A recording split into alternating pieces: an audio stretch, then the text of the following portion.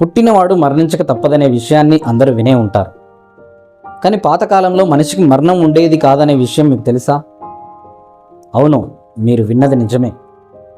మనిషిని దేవుడు చేసినప్పుడు మరణం లేకుండానే చేశాడు. నిత్యజీవిగానే దేవుడు సృజించాడు. అలాగుననే వేవేల సంవత్సరాలు జీవించేవాడు మనిషి. మరి మరణం ఎప్పుడు వచ్చింది, ఎలా వచ్చిందనే విషయాన్ని మనము వివరంగా తెలుసుకుందాం. బైబిల్లో ఈ విధంగా రాయబడి ఉంది: మంచి చెడ్డలు తెలివినిచ్చు వృక్ష ఫలములను మీరు తినకూడదు, మీరు తినుదినమున నిశ్చయంగా చచ్చెదరని నరునికి ఆజ్ఞాపించను అని రాయబడి ఉంది. దేవుడు మనిషిని సృజించిన తర్వాత వారిని ఒక తోటలో ఉంచి పండ్ల చెట్లను నాటించి ఆ పండ్లను తిని మీరు కష్టపడకుండా నిరంతరం జీవించవచ్చు అని దేవుడు చెప్పాడు, అనుమతించాడు. ఆ చెట్లతో పాటు మంచి చెడ్డలు తెలివినిచ్చు పండ్ల చెట్టును కూడా ఒక చెట్టును నాటించాడు. ఆ చెట్టు యొక్క పండ్లను తిన్నప్పుడు మీకు మరణం ప్రాప్తిస్తుంది,